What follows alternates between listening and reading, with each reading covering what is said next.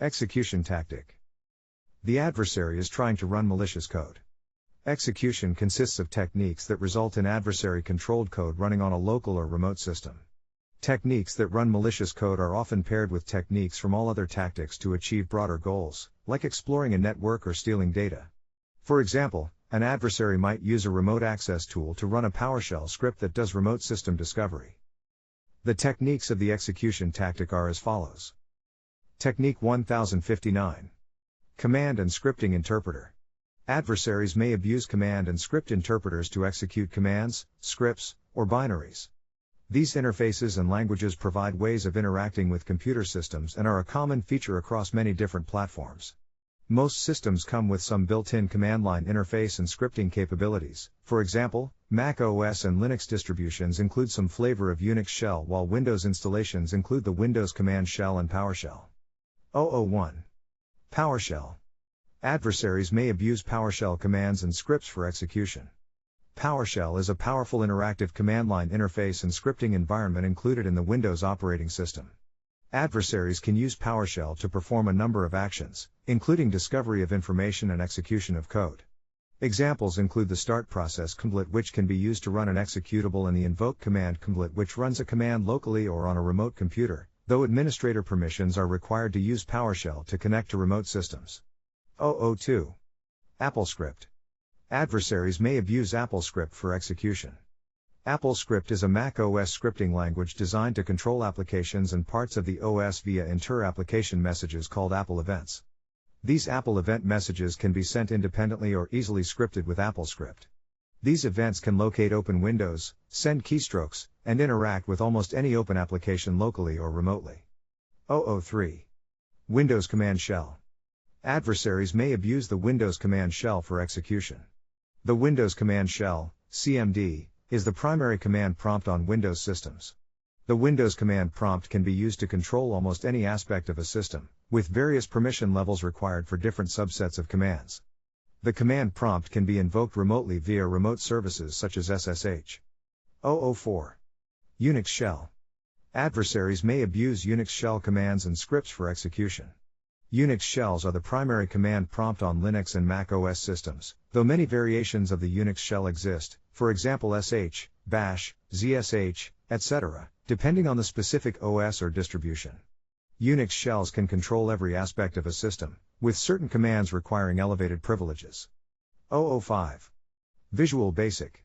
Adversaries may abuse Visual Basic, VB, for execution.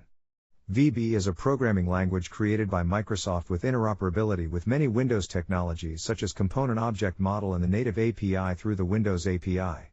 Although tagged as legacy with no planned future evolutions, VB is integrated and supported in the .NET Framework and cross-platform .NET Core. 006. Python. Adversaries may abuse Python commands and scripts for execution. Python is a very popular scripting/programming language, with capabilities to perform many functions. Python can be executed interactively from the command line, via the python.exe interpreter, or via scripts.py, that can be written and distributed to different systems. Python code can also be compiled into binary executables.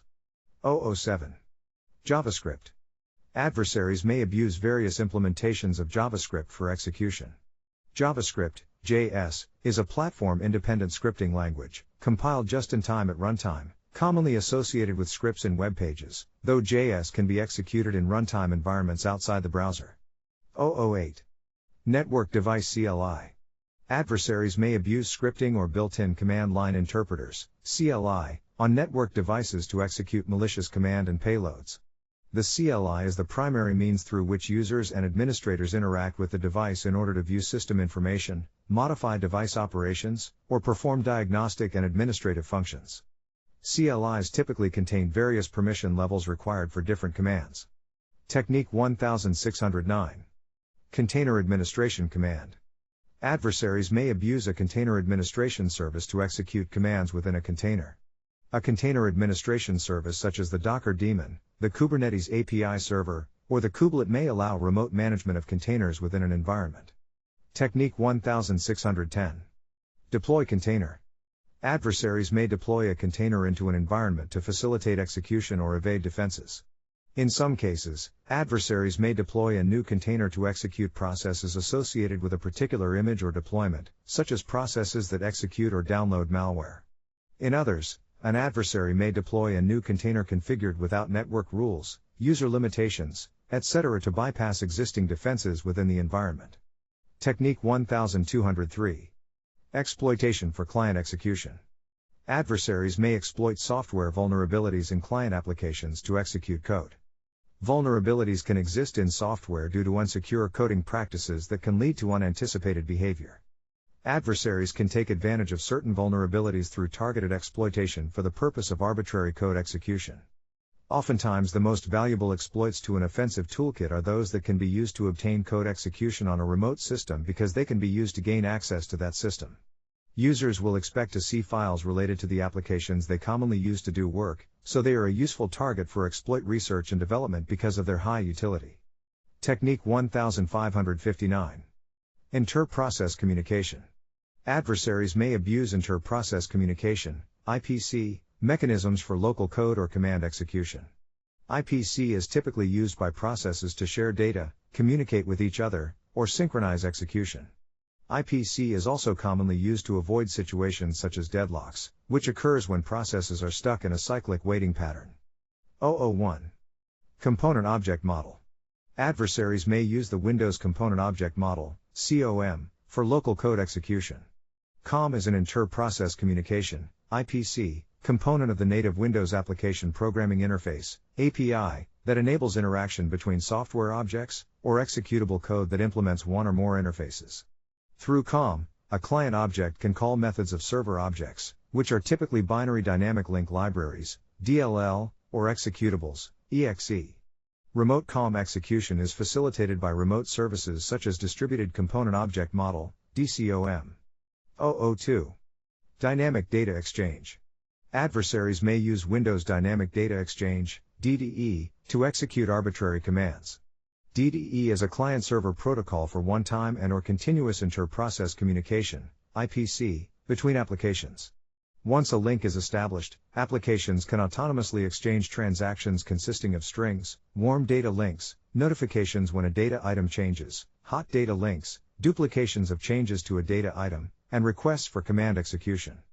Technique 1106. Native API.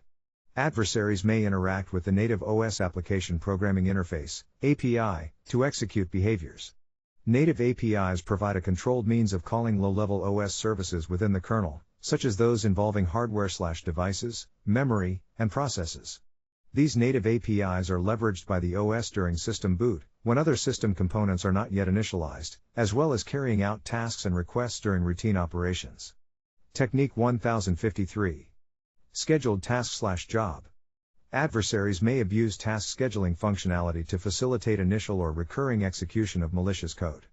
Utilities exist within all major operating systems to schedule programs or scripts to be executed at a specified date and time.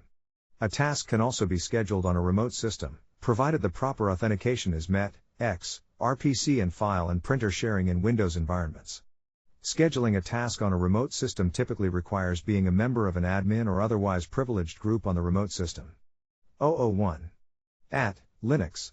Adversaries may abuse the utility to perform task scheduling for initial, recurring, or future execution of malicious code. The command within Linux operating systems enables administrators to schedule tasks. 002. Windows. Adversaries may abuse the .exe utility to perform task scheduling for initial or recurring execution of malicious code. The utility exists as an executable within Windows for scheduling tasks at a specified time and date. Using it requires that the task scheduler service be running, and the user to be logged on as a member of the local administrators group. 003. Cron. Adversaries may abuse the cron utility to perform task scheduling for initial or recurring execution of malicious code. The cron utility is a time-based job scheduler for Unix-like operating systems. The crontab file contains the schedule of cron entries to be run and the specified times for execution. Any crontab files are stored in operating system-specific file paths. 004. Launched. This technique is deprecated due to the inaccurate usage. The report cited did not provide technical detail as to how the malware interacted directly with launched rather than going through known services. Other system services are used to interact with launched rather than launched being used by itself. 005. Scheduled task. Adversaries may abuse the Windows Task Scheduler to perform task scheduling for initial or recurring execution of malicious code. There are multiple ways to access the Task Scheduler in Windows. The tasks can be run directly on the command line, or the Task Scheduler can be opened through the GUI within the Administrator Tools section of the control panel. In some cases, adversaries have used a .NET wrapper for the Windows Task Scheduler, and alternatively, adversaries have used the Windows NetApp32 library to create a scheduled task. 006. Systemd timers. Adversaries may abuse systemd timers to perform task scheduling for initial or recurring execution of malicious code. Systemd timers are unit files with file extension. Timer that control services. Timers can be set to run on a calendar event or after a time span relative to a starting point. They can be used as an alternative to Cron in Linux environments.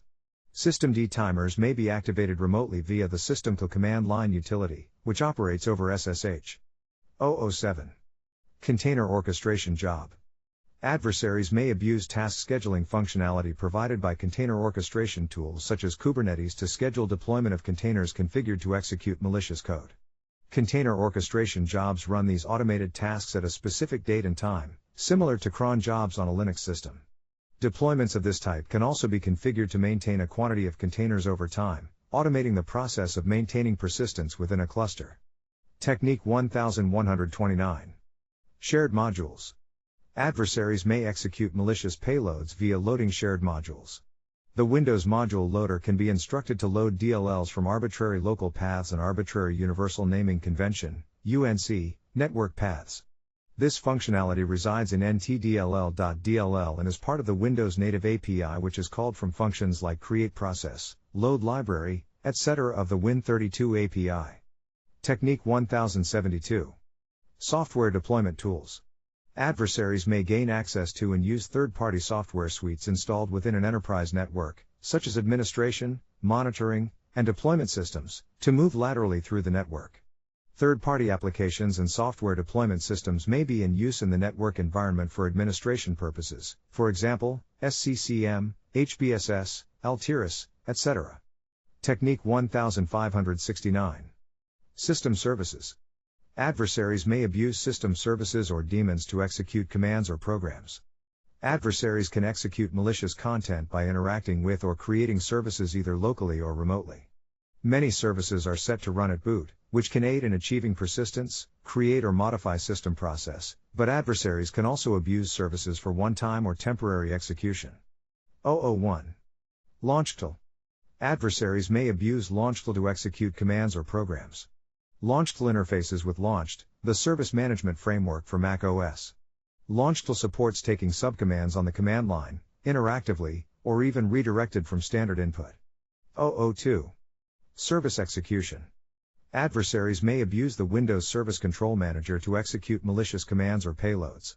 The Windows Service Control Manager, services.exe, is an interface to manage and manipulate services. The Service Control Manager is accessible to users via GUI components as well as system utilities such as sc.exe and net. Technique 1204. User execution. An adversary may rely upon specific actions by a user in order to gain execution. Users may be subjected to social engineering to get them to execute malicious code by, for example, opening a malicious document file or link. These user actions will typically be observed as follow-on behavior from forms of phishing. 001. Malicious link. An adversary may rely upon a user clicking a malicious link in order to gain execution. Users may be subjected to social engineering to get them to click on a link that will lead to code execution. This user action will typically be observed as follow-on behavior from spear phishing link. Clicking on a link may also lead to other execution techniques such as exploitation of a browser or application vulnerability via exploitation for client execution. Links may also lead users to download files that require execution via malicious file. 002. Malicious file. An adversary may rely upon a user opening a malicious file in order to gain execution. Users may be subjected to social engineering to get them to open a file that will lead to code execution. This user action will typically be observed as follow-on behavior from spear phishing attachment.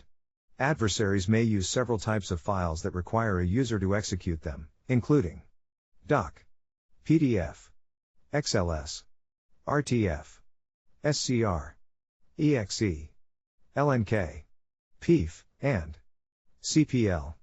003. Malicious image. Adversaries may rely on a user running a malicious image to facilitate execution. Amazon Web Services, AWS, Amazon Machine Images, AMIs, Google Cloud Platform, GCP, Images, and Azure Images as well as popular container runtimes such as Docker can be backdoored. Backdoored images may be uploaded to a public repository via upload malware, and users may then download and deploy an instance or container from the image without realizing the image is malicious, thus bypassing techniques that specifically achieve initial access. This can lead to the execution of malicious code, such as code that executes cryptocurrency mining, in the instance or container. Technique 1047. Windows Management Instrumentation. Adversaries may abuse Windows Management Instrumentation, WMI, to execute malicious commands and payloads. WMI is an administration feature that provides a uniform environment to access Windows system components. The WMI service enables both local and remote access, though the latter is facilitated by remote services such as Distributed Component Object Model, DCOM, and Windows Remote Management, WinRM.